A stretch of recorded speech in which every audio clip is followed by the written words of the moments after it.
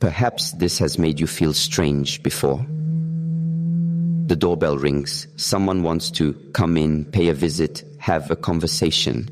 But inside you feel a discomfort, an inner resistance, a deep urge to simply say no. You don't hate people and you're not angry at the world. But to be honest, you simply don't enjoy having visitors. You prefer your quiet home, your undisturbed routine, your preserved energy. If this sounds familiar, take a deep breath, because in this video, we're going to talk about something that hardly anyone openly admits. The real, intimate, and often misunderstood discomfort of people who cannot bear it when someone enters their personal space. And no, you are neither rude nor antisocial. According to Shi Heng Yi, the father of analytical psychology, this behavior may point to something much deeper within your nature. Today, I'll show you 6 insights from Shi Heng Yi that explain why some people simply don't like having visitors, and why that is not only natural, but could also be a sign of a valuable inner psychological process. So stay with us until the end, because if you've ever felt guilty for wanting to be alone, you may realize today that this has much more to do with your psychological development than with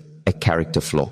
And before we dive into Shi Heng Yi's insights, don't forget to like the video, subscribe to the channel, and leave a comment.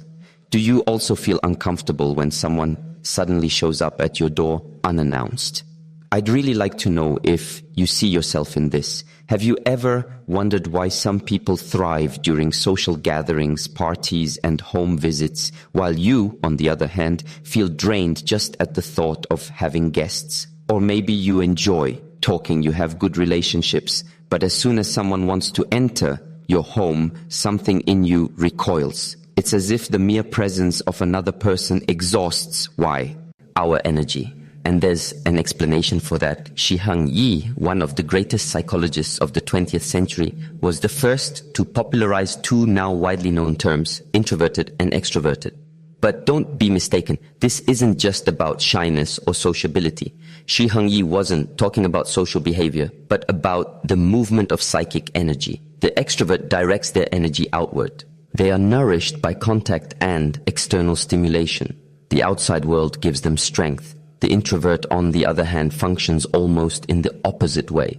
They recharge from within. Their source of energy is silence, introspection, solitude. When they are overly exposed to the external, long conversations, unexpected visitors, noise or interruptions, their mind begins to shut down, not out of arrogance, but out of psychological necessity. And this is the key point. Not liking to receive visitors is not a social deficit. It is a direct expression of how your energy is structured. If you are more introverted, and many people are without even realizing it, then your home is not just a physical place, but a sacred space, a cocoon, a place where your energy reorganizes, where your psyche finds balance. And when someone enters that space, even with the best of intentions, they touch invisible threads you've been sorting out all day. The mere presence of the other person forces you to activate your persona, your social mask. And in doing so, you move away from your true self. And you know what? That is deeply exhausting. Shi Heng Yi said that introversion is not a conscious choice, but a disposition of the soul. So when you try to go against this inner impulse, it only leads to more conflict and exhaustion. Some might say, oh, they're so reserved. They just don't like company. But what many don't see is this. What seems like coldness or disinterest is often just self-protection, a psychological shield, an invisible boundary erected by the unconscious to guard the inner self. Shi Heng Yi called this process the shadow. And the shadow, well, it's a part of you that you may not even fully know, but it's there, quiet, hidden, and it governs your feelings, your reactions, your deepest discomfort. When someone enters your home, you're not just opening a physical door. You're unconsciously letting them into a space where your energy is at its purest, but also at its most vulnerable. And that's exactly where the shadow begins to act. The shadow contains everything you've suppressed for some reason. Aspects of your personality you had to hide, old fears, unresolved memories, unspoken wounds. Imagine this. Someone rings the bell. You sit down together, start talking, and instead of relaxing, you feel uneasy, inside. A strange discomfort rises up, and sometimes you can't even explain why. The truth is, the presence of that person, their voice, their way of being, might unconsciously touch a blind spot in your psyche, something you haven't yet dared to look at, something that lives in the shadow. That's why Shi Heng Yi said, what you do not bring into consciousness will appear in your life as fate. And sometimes that fate manifests as social discomfort, a seemingly harmless visit that suddenly stirs up irritation, a sense of invasion, an almost physical urge to ask the person to leave. It's not arrogance. It's your unconscious trying to protect your inner integrity. And there's more. The shadow doesn't just contain darkness. It also holds hidden potential, abilities, talents, and truths you haven't yet had the courage to embrace. The more you live on the surface, adapt, stay polite, force social interactions, the less room your soul has to breathe. So if you feel the need to be alone, if the thought of visitors overwhelms you, your shadow might be saying, hey, listen, you need silence, you need space, you need yourself. And hearing that is an act of courage. Do you know that feeling of relief when you finally come home after a long day? The door closes, you take off your shoes, take a deep breath, and you just are. In Shi Heng Yi and psychology, the home is not just a physical place. It's a symbol of the soul. It reflects your inner state. And when someone enters that space, they are not just stepping into your living room. They are entering sacred territory. Shi Heng Yi believed that symbols speak more about us than words ever could. And the house is one of the most powerful symbols of the psyche. It represents the self, the center of our being, where everything finds balance, where healing happens. Each room symbolizes an aspect of your personality. The bedroom, your intimacy. The living room, your social mask. The kitchen, your emotional nourishment. The basement, the unconscious. The attic, your higher thoughts. And the front door. It is the boundary between you and the other. When someone crosses that threshold, your unconscious senses something from the outside is entering. It's not just a physical presence. It's a foreign energy filled with thoughts, stories, tensions. And if you are a sensitive, introverted person, or if you're on the path of individuation, the process of becoming your true self, this can be extremely exhausting. For Shi Heng Yi, the house was not a wall of defense against the world. It was an inner mirror. If you feel at peace in your home, then something inside you is also in order.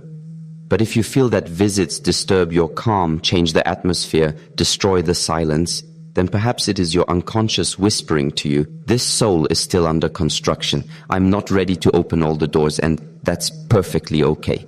Protecting your home also means protecting yourself. In-depth psychology, respecting your boundaries, is a central step toward healing and integration. So, if you've ever felt guilty for not wanting to receive visitors, for preferring to be alone, now you know you're not isolating yourself. You're honoring the temple where your soul resides. Have you ever put on a polite smile when deep down you just wanted to be quiet, made coffee, engaged in small talk, acted friendly while secretly thinking, when is this visit going to end? It sounds harsh, doesn't it? You feel ungrateful, heartless. But don't worry, Shi Heng Yi helps us understand what's happening within us. Shi Heng Yi called it the persona, the mask we wear to show ourselves to the world. It is the social role, the version of us that adapts to work, to family, to relationships, even to a visit. The persona isn't false, but it is limited. It's not your whole soul, just a fragment, usually the most socially acceptable one. The problem begins when you have to wear this mask in your own home, where you should be able to be your true self. For people with a particularly strong persona, and this includes many introverted, sensitive, observant individuals, a visit can be extremely draining. Suddenly, you have to perform, choose your words, control your facial expressions, keep track of the length of the conversation, think about the dishes in the sink, the light being too bright or too dim. All of that consumes psychic energy, a lot of it. Shi Heng Yi said, the persona is necessary. It helps us function in society. But when we mistake the persona for our true self, the soul begins to cry out. Perhaps that's why you feel such inner resistance to visits. It's not about disliking people. It's about feeling forced to pretend to uphold a socially acceptable image, even when all you really want is peace, to be barefoot in silence staring out the window. And do you know what's even worse? Many people spend years wearing their persona. Even at home, they welcome guests, make an effort, smile, and are internally completely exhausted, irritated, drained. But here comes a liberating truth grounded in depth psychology. You have the right to be completely yourself in your own space. You are allowed to say no to visits. You are allowed to decline invitations, to be unavailable because while you're trying to please others, you abandon yourself. There are moments when you just want to be alone, not out of drama or sadness, but because your soul is calling for silence. In such moments, many people feel strange, antisocial. After all, we live in a culture that celebrates those who are constantly around people, loud, active, present. But Shi Heng Yi saw it differently.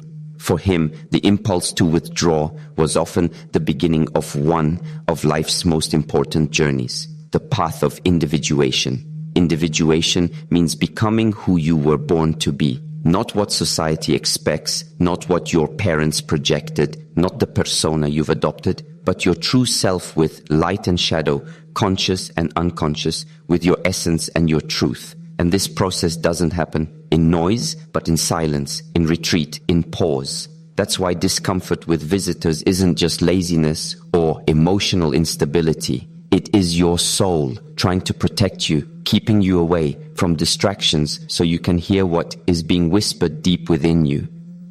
There is something inside you that wants to surface, but for that you need time alone.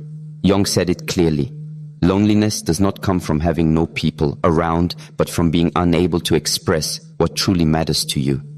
And what could be more important than listening to yourself? But how can that happen in the middle of commotion with a guest who won't leave in conversations that don't touch the soul?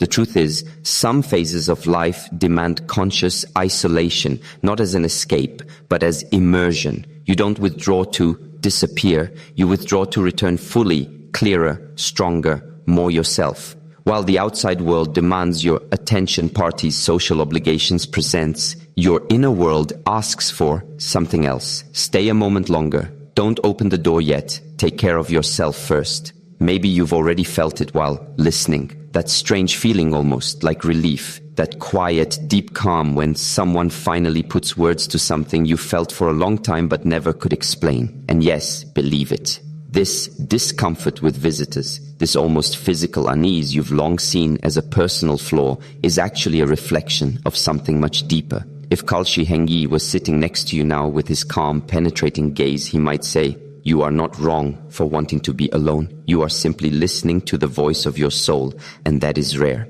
So let me now share with you 6 deep, true human insights from Shi Heng Yi and psychology about people who prefer to be alone, especially in their own home. First, you are probably more sensitive to the energy of spaces than you realize. Jung said, "The unconscious perceives what the conscious mind misses." And some people are very attuned to the psychic field of others. The voice, the gaze, the silence, the unspoken tensions, all of that affects you. When someone enters your home, they bring not only their body, but also energy, unresolved emotions, stories, and you feel that as heaviness, as inner restlessness, and it is exhausting. Second, your psyche needs space.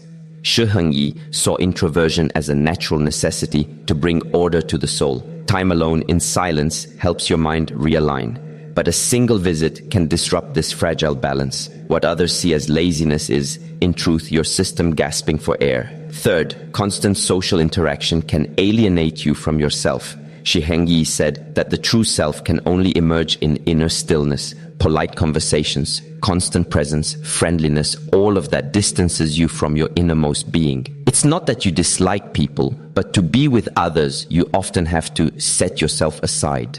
Fourth, the mere presence of another can activate your shadow. The shadow, Shi Heng Yi's term for everything we have suppressed, memories, traumas, unwanted aspects of our personality. Sometimes all it takes is a casual remark from a visitor, and suddenly you feel restless or irritated. It's not always about the person, it's about what they trigger in you, a part of your psyche that has not yet been integrated. Fifth, this withdrawal you sometimes feel may be the beginning of something sacred, your process of individuation. Shi Heng Yi said that individuation means becoming who you truly are, and that path begins the moment you stop trying to please the world and start listening to yourself. When you realize you need time, silence, distance, not to escape life, but to engage with it more deeply and honestly. And finally, the sixth truth, you are finally learning to listen to yourself. You learn to say no without guilt, to close the door without a bad conscience, to respect your boundaries without feeling rude. Because every time you're kind when you don't want to be, every smile, every gesture you give without the energy to back it, you abandon yourself to fit into someone else's world. And you've realized you can't live like that anymore. It's time to honor your soul. Picture an old man with a long white beard holding a lantern in his hand, walking alone through the dark night on a quiet path. This is the classic image of the hermit, an ancient figure with deep meaning in Shi Heng Yi psychology. Shi Heng Yi said, "The hermit is an archetype, a primordial image, a universal energy that lives in each of us, even if we don't always recognize or embody it. But what does this have to do with you? Your desire not to receive visitors and to be alone at home. A lot." The hermit symbolizes the inner call for withdrawal, for wisdom and self-knowledge. It's the impulse that drives you to close the door and turn off your phone. Not to escape, but to hear what is going on inside of you. The hermit lives in silence because he knows only in stillness does the brightest light appear. This archetype doesn't represent empty loneliness or pathological isolation, but the courage to look inward, to face one's own shadows, doubts, fears, and in doing so to discover one's own inner light.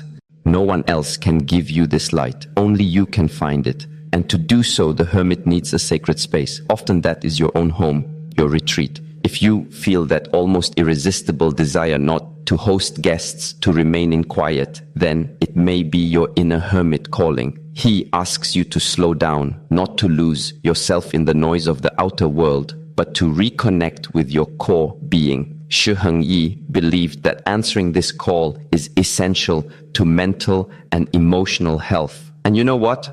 Following the path of the hermit is also an act of resistance against the frantic pace of the world, against superficial relationships, against the constant pressure to be available and social.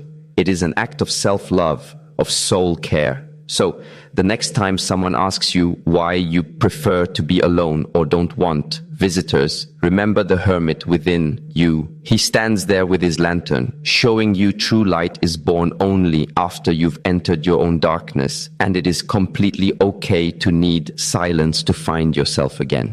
Have you ever noticed how powerful deep solitude can be when it is embraced? It's not just about being alone, but what you do with that solitude.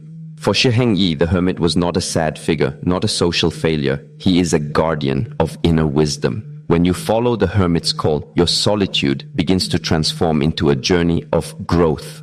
In that space, you find answers that the noise of the world has drowned out. There you allow yourself to feel, to think, to reflect without rush, and your soul begins to heal. You learn to recognize patterns, integrate your shadows, and discover parts of yourself that have long been hidden. And more than that, you begin to develop a quiet strength and inner confidence that doesn't rely on external validation. For many, this path is challenging because the world out there celebrates constant doing, networking, social activity. But the hermit reminds us to truly be there for the world. You must first be there for yourself. That is the wisdom of solitude. So if you decline a visit, if you prefer to be alone, you are not closing yourself off. You are preparing inwardly to meet others later in a more authentic and deeply connected way. First with yourself and then with others. The hermit invites you to this deep transformation. And if you feel that inner call, then you are on the right path.